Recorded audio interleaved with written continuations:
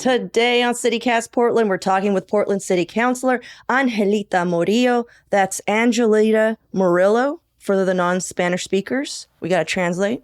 Morillo is one of the 3 city councilors representing District 3, which covers most of inner Southeast Portland, as well as a small sliver of Northeast Portland.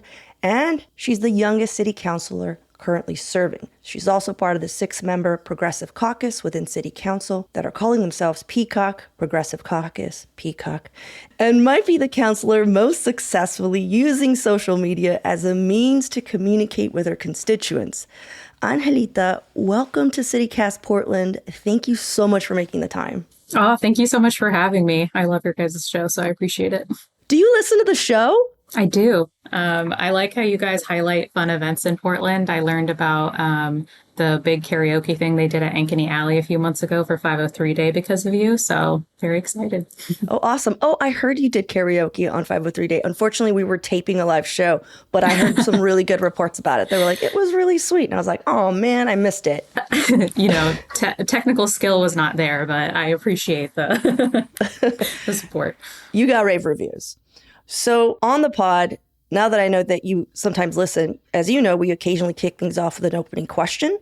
And I have some hopefully credible sources that told me that you might be a fan of the early aughts Nickelodeon animated series Avatar: The Last Airbender. Is that true, or did they lie to me? I am. Okay, cool. Who told you this lore?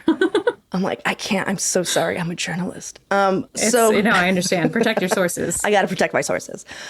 So some background for the listeners who have no idea what we're talking about. In this show, their world is divided into 4 nations: the Water Tribe, the Earth Kingdom, the Fire Nation, and the Air Nomads. And in these nations, I have to explain it, dude, or no one's going to understand what we're talking about. No, I love this. Okay. So I'm like geeking out. Okay.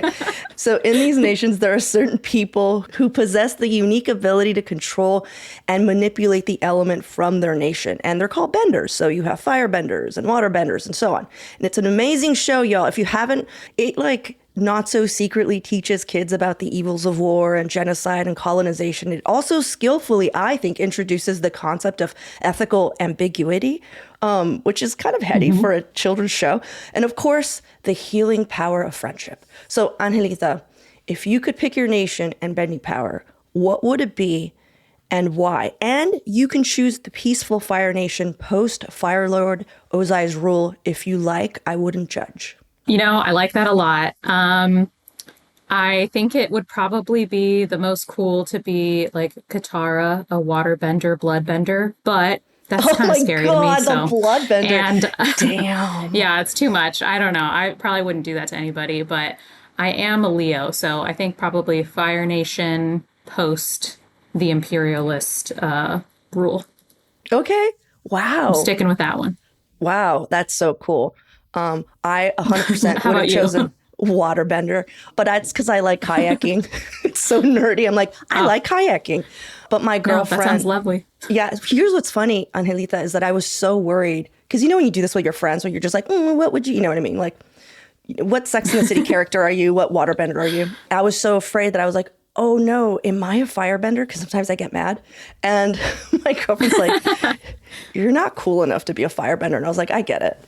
So. Oh, brutal. But also true. Also, I feel like Katara's mad for half the show, Water's tempestuous as well. But she holds back on the bloodbending, so I don't know.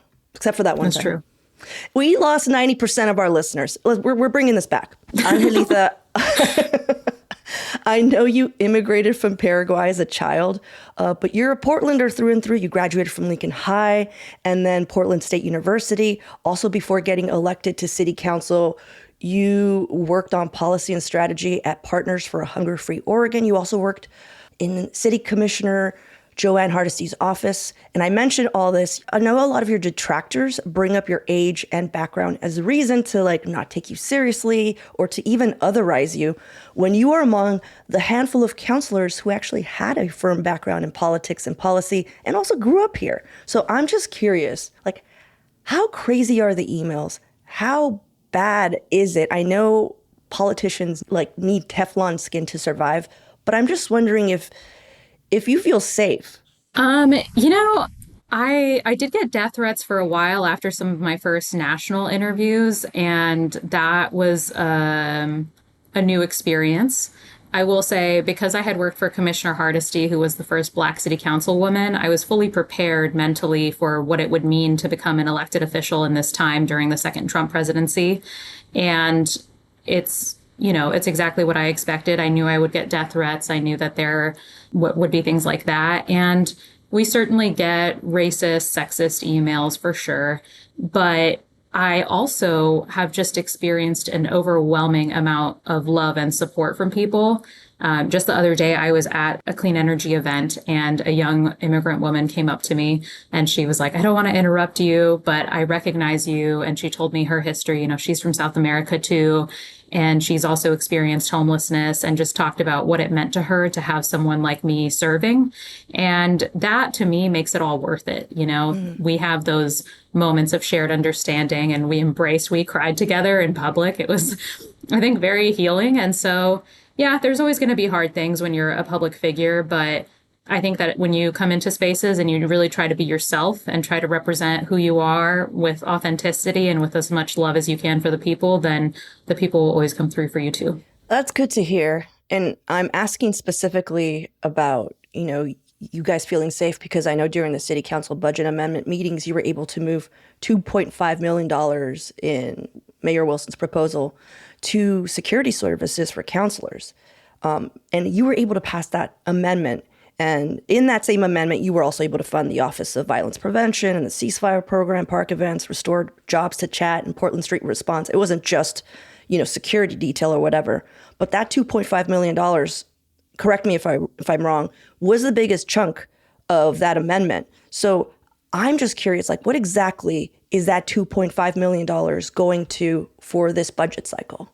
So for clarity, I cut 2.5 million from city council security. So security that would go for us. And I moved that to funding CHAT, Portland Street Response, Office of Violence Prevention, because to me, it doesn't make sense for city councilors as public figures to be constantly increasing our personal security while gun violence programs and programs for the community are being cut. We can't insulate ourselves from danger and not do the work of insulating our communities from danger.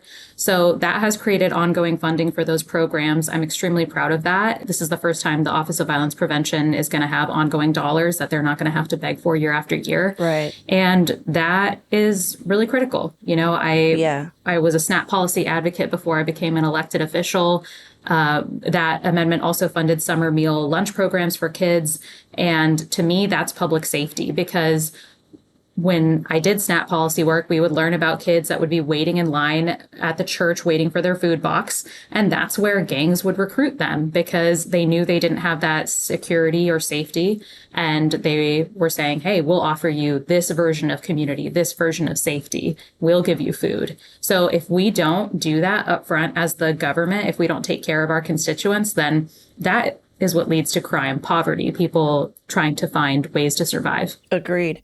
So let me back that up. And I'm sorry, because I worded that terribly. 2.5 million you took from the budget to basically give you guys security. How much is left? What is happening with the city councilor security? We definitely still have security. I don't believe in martyring myself for being an elected official. So we still have security around City Hall that help us. If there's an uptick in incidents, we still have security teams that can help us. And I think the main thing that I saw is that these security teams that we have, they need to be there and ready to help us, but it also needs to be incidental, not habitual. So for example, when I did have the increase in death threats after national interviews, then I used them for a short period of time. And then when those dropped off, I stopped using them. We have to be really careful about how and when we use our resources. And I think that obviously there's an increase in political violence for everyone, but we need to balance that with fiscal responsibility about how and when we use these resources. And obviously some counselors are targeted far more than others. I'm pretty sure the security team told me that I have the highest level of threats out of maybe even the mayor. So, different people, different needs, try and balance all that. Gotcha. Well, let's take a quick break here. And when we come back, Yeah, I want to talk Moda Center.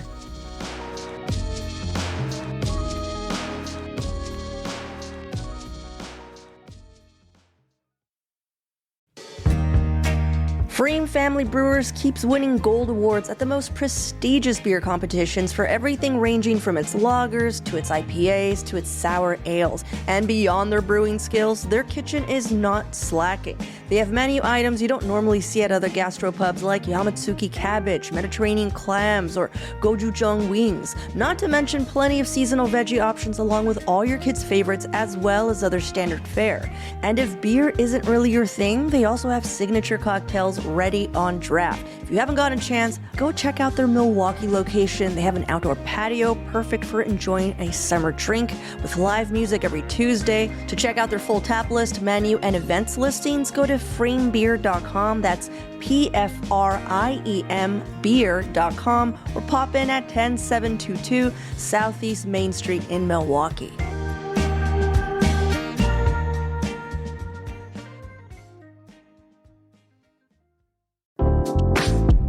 Hi, I'm David Plotz. I'm the CEO of CityCast, a podcast network that includes this show you're listening to, and also 12 other CityCasts in 12 other cities. And each one knows their city as well as your local team knows yours. So isn't it time we connected them? Don't you want to know how they're tackling their bike lane problems and housing challenges and sidewalk dog poop crises? That's why I'm hosting a new podcast called Your City Could Be Better. Because it could be. Every week, I'll chat with a different host in our CityCast network about what their cities are doing right and wrong, the weird things they're trying, and the surprising successes, so that we can all learn how to make our cities a little bit better. Listen to Your City Could Be Better on YouTube or wherever you get your podcasts. I know last week City Council held the first of what will probably be many meetings sorting out where the $120 million contribution the mayor pledged to fund the Moda Center renovation is coming from. As a reminder to the listeners, the city of Portland owns the Moda Center now, which I think makes this conversation even trickier. And as you know, Angelita, many Portlanders understandably do not want any public money going towards this renovation. But Blazer owner Tom Dundon has flat out said he's not investing a dime in the renovation and expects Oregon to pay for it in full, since he's essentially footing the bill of the team. What was the temperature like in that first city council meeting that's going to decide on how funding will be handled? What was the temperature like in that meeting? I was personally very heated. You know, as city councilors, we've been to tons of executive sessions where they keep telling us they're going to give us hard, concrete details. I was told that this first work session was going to have the negotiator, Deputy City Administrator Donnie Oliveira, and someone else come and give a much more technical presentation. I have specifically been requesting for comparative analysis for other cities, what things they have gotten in their public deals, how much other owners have put into these renovations. And there are community members that are doing a better job putting this information out for free than the people that we are paying to give us this information. Because you can't have a discussion about a negotiation and what we should be asking for if we can't even get a comparative analysis. So I would love for the Blazers to stay. I would love for us to also get a fair market deal. And so far, I have seen no evidence for any of the claims that are being made and for the things that are being promised if we give over these public dollars. So until I see that, I think that they are scamming Portlanders, and I'm very unwilling to give the hard-earned taxpayer dollars that people are giving up to something that is essentially a pipe dream. Yeah, a pipe dream. Yeah. What's essentially a pipe dream? I mean, there's most owners in other cities give up at least some money to renovate these stadiums. They are always promising that it's an incredible deal for the public, but I have been doing a ton of research on this. My team's been doing a ton of research on this, and most cities that take these deals, if not all of them, it's never a good deal for the city. Mm-hmm. The cities always end up in debt for the next 30, 40 years. We're talking about millions, if not close to $1 billion, $2 billion of debt. We already have the Bull Run watershed debacle with that costing us $1 billion. So it is very fiscally irresponsible and concerning to me that we're going to be making upgrades that are supposed to be giving money back to the community eventually. But these upgrades are for box seats for wealthy people that come in. These upgrades are things that go beyond regular day-to-day repairs. And I have seen people say, well, you're the landlord, you own the building, so you need to be doing these upgrades for your tenant. And my response as one of the few renters on city council is this. If I suddenly wanted vaulted ceilings in my apartment one day, I don't get to go tell my landlord I want vaulted ceilings and couch that as a repair for the apartment. I would definitely have to pay that myself or move somewhere else. So this idea that suddenly everyone is a tenants' rights advocate is very, very silly to me. Okay. I don't believe it. I don't buy it. Okay. I know that you guys are looking at options where we're investing, but we're getting money back. Are those talks at all moving forward with all of City Council? We're not getting a ton of information. I just asked for the bridge lease today because basically all of the information that I have done through my own digging and research, and from talking to community members that are organizing around this who have done their research too. But the bridge lease itself actually says that it is the Blazers' job to pay for the stadium to stay in first class condition. So that is not on the city to do that. Our current lease says that it is their responsibility to make that happen. So we are rapidly shifting and giving away our negotiating position because people are so eager to, I think, sidle up to power and to have a connection with a billionaire in a way that is completely inappropriate when we're talking about public dollars. These are multi-million-dollar deals that we should be asking hard questions about. And it's extremely strange to me that I'm being treated as sort of, I don't know, like it's wild to me that we're supposed to be taking these things, no questions asked. And I think that under the prior form of government, that is what would have happened. And so new people coming in and asking questions is a deviation from that really scares people who got used to the old system. Are you prepared to lose the Blazers? Like, let's walk through the big threat. Tom saying, fuck you, I'm taking the ball and I'm going home. I mean, what would that mean for Portland? Like, it's a big deal. Like, you know, we could get down that road and just get all apocalyptic about it. But also, we just wouldn't have a basketball team. But, like, are you prepared to be like the city councilors that somehow... Portland Fire disagrees with you. That's true. I mean the NBA. Yeah, the NBA is what I mean. But yeah, like, yeah.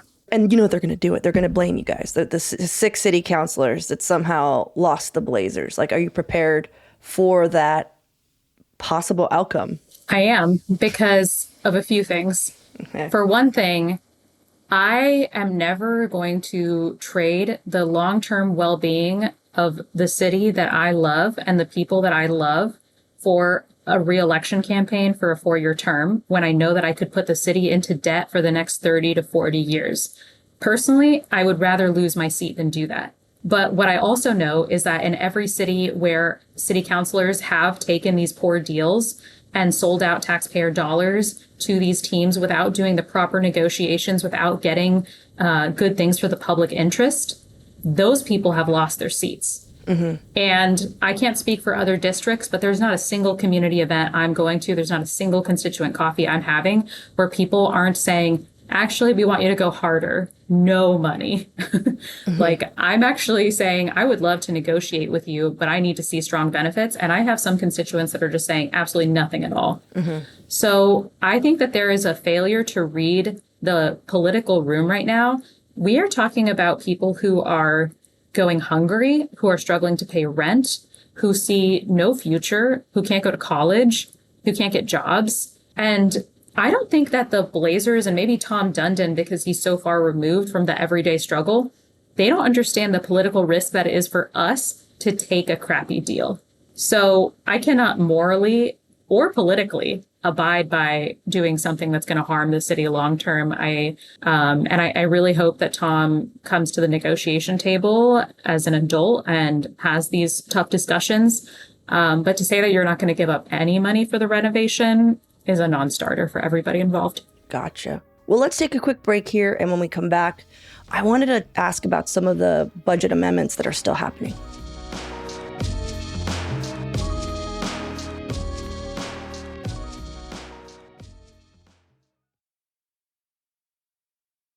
So I was seeing reporting last week that City Council was still continuing work sessions to wrap some loose ends with the budget amendments that happened, specifically on how to preserve certain community safety programs and frontline city jobs. Can you catch us up on where we are with everything right now? Yeah. So right after the budget ended and many amendments to fund core city services and employees failed, me and a few members of the Progressive Caucus, as we're called, got together in our offices. I think it was like 10 p.m. And we put together an ordinance to try to save what's possible from now until some of these employees are laid off. So we're trying to do it not through the amendment process anymore. That process has closed. This ordinance would apply to the next fiscal year once this has ended.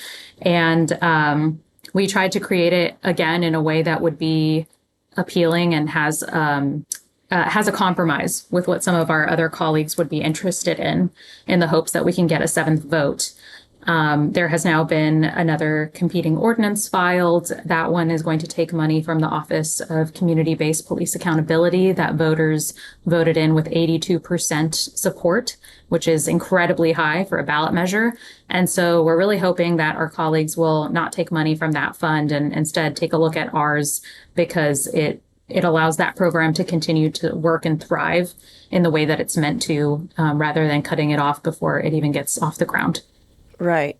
And correct me if I'm wrong, what half of City Council wanted to do was take money from the police accountability, but in their head, they're like, we're not taking money from it because it's like a loan against it, essentially, right? Because to be fair to what they're saying, they're like, we're not taking money, it's going to be paid back. We're just taking out, it's like future money. But I know there's a whole reasoning as to why that's not a good idea. Could you explain that?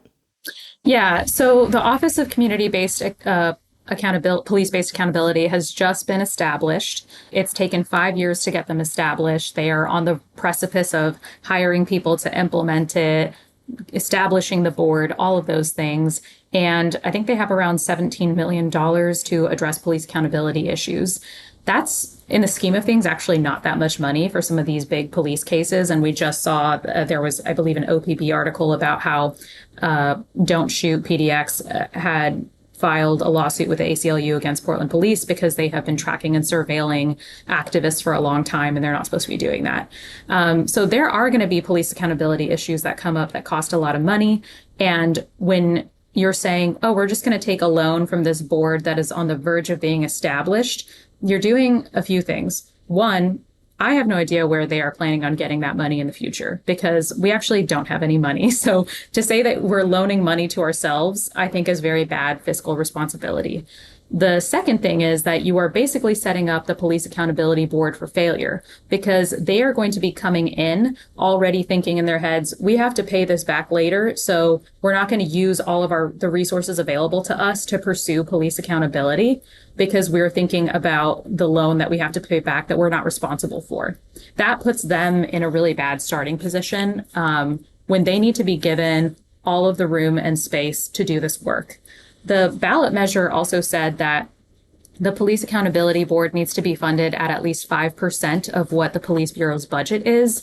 And this is obviously, going to drastically change that. Nowhere near that. Yeah. Well, borrowing against the budget, though, I feel like that was happening left and right during the budget amendments. It was something that was used not only by, if you want to call them the more moderate side, but they were actually the ones who were like, don't do that, to the progressive side. So it's kind of an interesting flip to say that is not a fiscally responsible thing, because that is how some of those amendments were passed in the series. I know it was like a marathon of trying to find money. There was a lot of borrowing from the city budgets, there was a lot of future money. But that being said, what I found interesting was that, I'm just going to say Peacock because you're very much aligned on this. you're like, let's take the PSEF money, which is something that you guys were like so just like firmly PSEF guarding. interest. Yeah, PSEF interest. Thank you. But it's still something that was like firmly guarded, because I know PSEF interest money was what was being asked for other things. And you guys were like, no, no, no. But I'm just finding this really interesting, because from the outside, as you can see, it just feels like y'all are doing the same stuff, but just differently with different amendments. And then it's like, depending on who says it, you know, like the reasoning just shifts as to why it's now valid to be using PSEF interest money over borrowing future, you know, loans. You know what I'm saying? And to me, that's just like from the outside, because we're not inside. We're not in your sphere. So we don't know all of the inner workings. We don't know the inner politics of what's happening. We're just seeing like these results of like, but didn't y'all just say not to do that? And now you're doing. So, I mean, it just like leads me to my next question, which is frequently we have these city hall reporters on the show to brief us on like what's happening, you know, and these are people who are basically getting paid to go to all your meetings, even the boring ones. And one of the things they've noted that is clogging up the policy making are these interpersonal dynamics of council, where sometimes it feels like it's more of just like, I don't like you, and anything you say, I'm not going to go for it because you're saying it, and I've already made up my mind that I don't like you. And as basic as that sounds, that's what like it appears. Like even when you're all aligned on the same goal, like say funding community safety programs and frontline city jobs, there's weeks and weeks of long meetings, and sometimes I've seen these meetings like quite a bit of snark or like a bit of back and forth on social media, pointing fingers to each other, until you finally get to a place where maybe most of you agree on a path forward. Of course, again, outside perspective, we don't know what's going on, you know, because sometimes stuff is so heated. I'm just like, what did they say to her? what happened 40 minutes ago before the cameras turned on, you know? So I'm just curious. It's like your second year. What are your thoughts on why city council is having such a hard time communicating when your goals are pretty aligned, you know, when it comes to like funding stuff? You know, I would see a lot of amendments where you're both trying to fund the same thing, except the funding sources or whatever was different. Yeah, that's the thing. Well, first of all, I have to address your PSEF comment, because we can't just move on to the next question, because I think, frankly, that's a little bit of a misnomer of how we're talking about it. For one thing, we did not take money from the Portland Clean Energy Fund and to the programs that already have those dollars allotted. We are using PSEF interest. And if the PSEF board wants us to have a discussion about using PSEF interest, that is a discussion that they will guide. But historically, PSEF interest has always been used for the general fund. The difference between what we're doing and what the mayor has done is that the mayor has used PSEF interest in order to put it back into the general fund. So when you put it in the general fund, it is a slush fund because you have no idea what it's funding. It could be fully funding police for all we know. What we have done is specifically outlined exactly what it's going to be used for, and it's specifically outlining cuts to core services that Portlanders have asked us to fund, including parks, which we just passed a parks levy, and people said, if we pass this levy and you don't fully fund parks, we are not going to vote for anything in the future that adds additional funding, right? Word. So I want to be very clear about that difference. And I think that the difference between the Progressive Caucus also is that if there are negotiations to be had about how PSEF dollars are used in the future, we're happy to do that.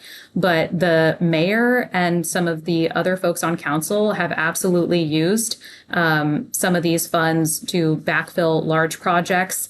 Some of the main people who criticize the use of contingency funds, like Councilor Purtle-Guinea, then brought up, after spending the entire evening chastising anyone using contingency funds, then brought up a $5 million Columbia Pool fund for a project that doesn't even exist yet, right? So I remember that one. Yeah, I got to be honest, that was a question mark. That was a big question mark. Yeah. And to say that, yes, there are goals to fund some of the same things, but to act like all pots of money are the same is also a misnomer, because the impact of using PSEF interest, which is largely, it's untouched, it's there, it's always been used to backfill the general fund. It's not going to harm PSEF programs versus taking money from police accountability when we have serious police accountability issues to address, just as this board is getting established. Those are very different impacts, even if we were to try to fund the exact same positions. And there are slight variations in what we have tried to fund, so they're not the same either. But the actual pot of money that you use also has really deep political implications. And that's part of why we chose that. As far as the conflicts on council, I think that obviously it's an election year, things are ramping up. In my position, I think that there are a lot of people who know that they can win points with certain demographics by attacking me. They're able to contrast themselves with me. I'm like a point of contention because I'm rhetorically useful to them. And that's just a reality that exists. I also think, frankly, some of my own frustration really comes from actively trying to work with some of these people that I do have conflict with, and then having them change their minds last minute or go against our own policy. Like the amount of times that I have spent working with Councilor Novick, for example. I gave him long briefings on the detention facility impact fee. My staff emailed him essays of explanations. They went back and forth legally. He gave me his word he was voting for it. Didn't even tell me day of that he changed his mind and wasn't going to support it, right? The fact that me and Councilor Green worked with Councilor Novick to create an amendment to save so many city jobs. We worked for weeks together. And then last minute on the dais, without telling us ahead of time or giving us any warning, he voted against our own amendment that the three of us were bringing forward together. When you deal with that type of inconsistency, it is difficult not to be frustrated with people that you work with, because I'm saying, yeah, I'm trying to reach out to you. I'm trying to negotiate with you to create a compromise and to do this the right way. But if you don't keep your word, then there is no trust. Right. I'm curious then how you're thinking you're going to get that seventh vote. And I'm going back to the funding of basically the picking of how we're going to pay for these frontline jobs and these community safety services, because what ends up happening when you have 6 against 6 is then the mayor comes in. And I mean, we don't know what he's going to do, but we could possibly guess what he might do. We don't have to guess. He sent out an email. And he basically said he would fund it using the police accountability money. And yeah, so I'm just curious, like, what is the strategy when it's 6 against 6 over and over and over again? I think that is really where we need community members to step in and to apply that external pressure, because the political conditions are what we make it and what advocates make it. So if the Police Accountability Board is something you really care about, now's the time to put pressure on some of your district councilors to tell them that you would rather the money come from somewhere else. I think that, it is likely to fail 6-6, and we are trying to give our colleagues one last opportunity to do the right thing. And if they don't take it, that's on them. They can answer to their voters why they decided to defund police accountability during a time when we're going to need it. And if the mayor wants his first tie-breaking vote to be on taking money from police accountability funds when we have unused PSEF interest dollars that have always gone to the general fund, then that's for him to answer as well. I can't logically understand why that would be better. It's not like these people are champions of PSEF interest or PSEF at all. So my guess is that they simply, to them, it is personality based and political. To me, it's not. And I think that if you were statistically to break down who brought forward compromise amendments, who has voted to move things along, you would actually see that it was the Progressive Caucus overall that is the one that is compromising more often. In my experience, we have tried really hard, and it's also very difficult when you're trying to negotiate last minute budget amendments and then people just ghost and stop talking to you, right? There's there's only so much you can do if you can't get people in a room. But that lack of effort is certainly not on my part and not on the part of the progressive colleagues that I've seen who are, and some of them are much sweeter and better negotiators than I am. So I won't say I'm perfect at it, but I know other people that are very good. Yeah. Well, thank you so much, Angelita, for hanging out with us. I know you're really busy, but I hope you get to come back and talk to us again.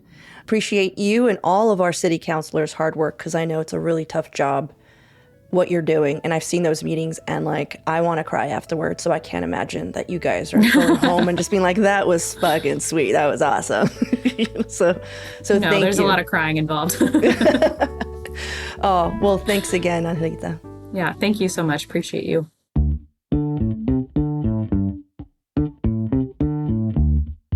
That's all for today here on CityCast Portland. Thank you so much for listening. If you enjoyed the show, share it with a friend, rate it, leave us an amazing review. And don't forget, you can support the show and get great perks like ad-free listening by becoming a CityCast Portland neighbor. Just visit membership.citycast.fm. We'll be back tomorrow morning with more from around the city. Until then, see you at Slim's or a Portland Fire basketball game, because it seems I have no idea that they exist, according to Angelita. They're pretty fun.